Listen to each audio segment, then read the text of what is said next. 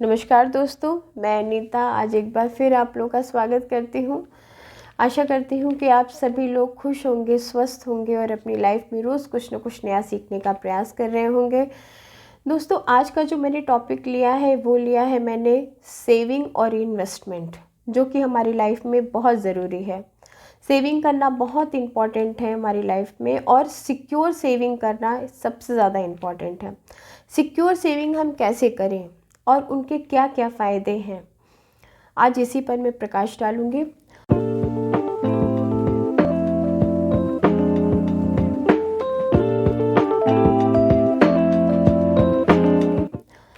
Secure saving मतलब वो saving जहाँ से आपको गारंटेड फिक्स अमाउंट कुछ मिलता है।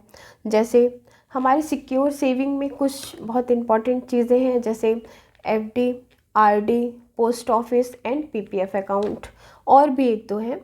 मैं अभी आज इन 4 विषयों पे आपसे बात करूँगी। FD means fix deposit.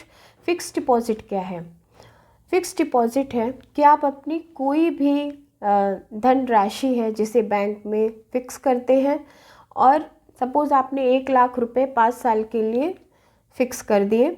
उस पर आप 5 साल बाद जो आपको इंटरेस्ट मिलता है वो आपका सिक्योर सेविंग होता है। अब एफडी पे किस तरह का इंटरेस्ट मिलता है? तो एफडी पे 6.5 से 7% तक का इंटरेस्ट मिलता है, मतलब 6.5 से 7% तक का इंटरेस्ट आपको मिलता है। दूसरा है आरडी। आरडी क्या होता है? आरडी को कहते हैं रिकरिंग अकाउंट, मतलब वो मंथली टू मंथली आप सेविंग करते हैं। उसमें एक साथ आपको से इन्वेस्टमेंट नहीं करना होता है, एक साथ मतलब सेविंग आपको नहीं करनी होती है। आप मंथली हर मंथ सेविंग करते हैं और वो आपको 1 ईयर या 2 ईयर के उसमें इंटरेस्ट मिलता है। ये हो गई आरडी की बात। एफडी क्लियर हो गया, आरडी क्लियर हो गया। नेक्स्ट आता है पोस्ट ऑफिस। पोस्ट ऑफिस क्या है? पोस्ट ऑफिस भी हमारा एक सिक्योर सेविंग के रूप में आता है। पोस्ट ऑफिस में बहुत सारी स्कीम्स होती हैं। अब उन स्कीम्स में हमको लगभग 8 से 8.5% तक का इंटरेस्ट लगभग मिलता है। नेक्स्ट आता है पीपीएफ अकाउंट। पीपीएफ अकाउंट मतलब public provident fund. Public provident fund एक अच्छा इन्वेस्टमेंट है। इसमें हमें 8 से 8.5% तक का इंटरेस्ट भी मिलता है। और इसमें एक ख़ास बात क्या होती है कि इसमें सेक्शन 80C के तहत हमें टैक्स की भी सुविधा मिलती है। तो ये 4 जो मैंने आपको ऑप्शंस बताए हैं, ये हमारे हैं सिक्योर सेविंग के ऑप्शंस। अब इन चारों के बावजूद एक बहुत ही अच्छा सिक्योर सेविंग का ऑप्शन है हमारे पास, जो कि है LIC ऑफ इंडिया, मतलब लाइफ इंश्योरेंस ऑफ इंडिया। अब जब हम सिक्योर सेविंग की बात कर रहे हैं तो LIC में इन्वेस्ट करना आपका सिक्योर सेविंग होता है। कैसे होता है इसको भी हमें जानना बहुत ज़रूरी है हमारे लिए। देखिए, अगर हम बैंक में इन्वेस्ट करते हैं, बैंक में हमारी चाहे एफडी है, चाहे किसी भी तरह की सेविंग है हमारी बैंक में, तो भारत सरकार के कुछ दिशा निर्देश होते हैं जो RBI की तरफ से आते हैं, जो हर एक बैंक को मानना पड़ता है। अब RBI की जो गाइडलाइंस है बैंक को लेकर, आप एक बार नेट पे भी सर्च करिएगा, देखिएगा कि RBI की क्या गाइडलाइंस है बैंक को लेके। तो RBI की ये गाइडलाइंस है बैंक को लेके कि आपने अपने खाते में चाहे जितना भी पैसा रखा है, चाहे आपने कितने की भी एफडी करा रखी है, पर in case of any issue अगर बैंक के साथ कुछ भी दुर्घटना होती है, किसी भी तरह की क्षति होती है, तो चाहे वो प्राइवेट बैंक हो चाहे वो गवर्नमेंट बैंक हो, सिर्फ 5 लाख की जिम्मेदारी बैंक लेता है आपके पैसे की। सपोज़ आपने 20 लाख की कोई एफडी करा रखी है या कोई सेविंग आपकी है बड़ी जो आपने बैंक में रखी हुई है, तो कोई भी अगर बैंक के साथ कुछ भी नुकसान बैंक का होता है या किसी तरह से भी, तो सिर्फ आपके 5 लाख की गारंटी बैंक रखता है। रिमेनिंग बैलेंस की बैंक की कोई भी गारंटी नहीं होती है। आप प्लीज़ एक बार इसको नेट पे जाके सर्च करिएगा। तो इस तरह से भी थोड़ा सा सिक्योर तो है, पर हमें इस चीज़ को भी, इस गाइडलाइंस को भी जानना बहुत ज़रूरी है। अब LIC में मैं क्यों कह रही हूँ कि आपका पैसा 100% सुरक्षित है, सेफ़ है, सिक्योर है, इसको मैं क्यों कह रही हूँ? क्योंकि LIC के पास सोवरेन गारंटी है। सोवरेन गारंटी क्या होती है? सोवरेन गारंटी भारत सरकार द्वारा LIC को प्राप्त है।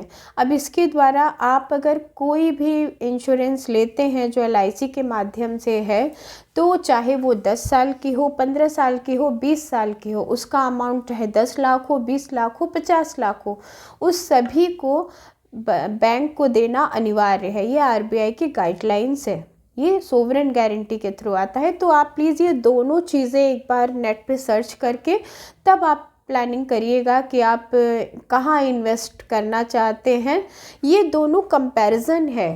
अब मैं जब सिक्योर सेविंग की बात कर रही हूँ तो मैं बिल्कुल डैम श्योर इसलिए हूँ क्योंकि मुझे ये चीज़ें पता है।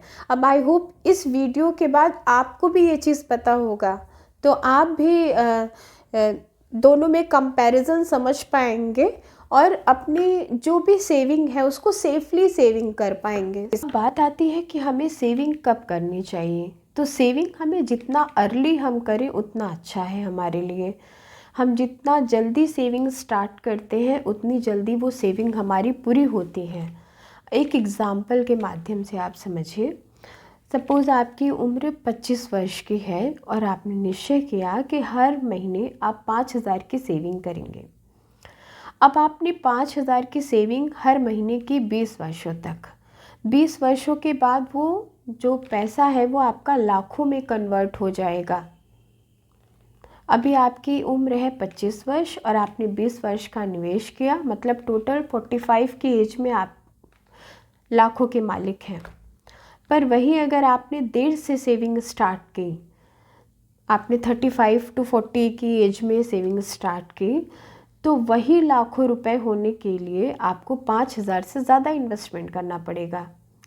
तो फ़ायदा किस में है? जल्दी सोचने में फ़ायदा है। इसीलिए अगर हमें सेविंग करना है तो हमें जल्दी से जल्दी सोचना चाहिए। दोस्तों आगे बढ़ते हैं। हमने ये बात की आपसे सेविंग की, सिक्योर सेविंग की, कि हम कहाँ कहाँ अपना पैसा लगा के अच्छी सेविंग प्राप्त कर सकते हैं। दूसरा आता है इन्वेस्टमेंट। अब इन्वेस्टमेंट क्या है? इन्वेस्टमेंट वो धनराशि होती है जो हम किसी भी चीज़ में इन्वेस्ट करते हैं और उसका जो हमें रिटर्न मिलता है वो हमें ग्रोथ के रूप में मिले। जैसे इन्वेस्टमेंट के अच्छे तरीक़ों में आता है, जैसे mutual fund, SIP, ULIP plans होते हैं हमारे, उनमें भी हम निवेश कर सकते हैं। गोल्ड खरीदना, ज़मीन खरीदना, ये सारी चीज़ें हमारा इन्वेस्टमेंट के रूप में आता है। तो आई होप आज मैंने दोनों में आपको कंपैरिजन बताया होगा कि सिक्योर सेविंग और इन्वेस्टमेंट में क्या अंतर होता है, और आपको भी थोड़ा आइडिया मिल गया होगा कि आपको अब कहाँ इन्वेस्टमेंट करना है। इसी आशा के साथ और भी नए वीडियो लाऊंगी। मैं उम्मीद करती हूँ कि आप सभी लोगों को मेरा ये वीडियो अच्छा लगा होगा, आपके काम की वीडियो होगी, और आगे आप जो भी प्लानिंग करेंगे उनमें ये वीडियो आपकी डेफिनेटली थोड़ी बहुत मदद करेगी। अगर आपको मेरी वीडियो किसी तरह से भी अच्छी लग रही हो और थोड़ा भी आपके काम की हो तो प्लीज़ आप मेरे चैनल को सब्सक्राइब भी करिए। सब्सक्राइब इसलिए करिए क्योंकि मैं ऐसे ही नए नए वीडियोस लाऊंगी, और ताकि आपको नोटिफिकेशन मिल सके और आप मेरे वीडियोस को देख सकें।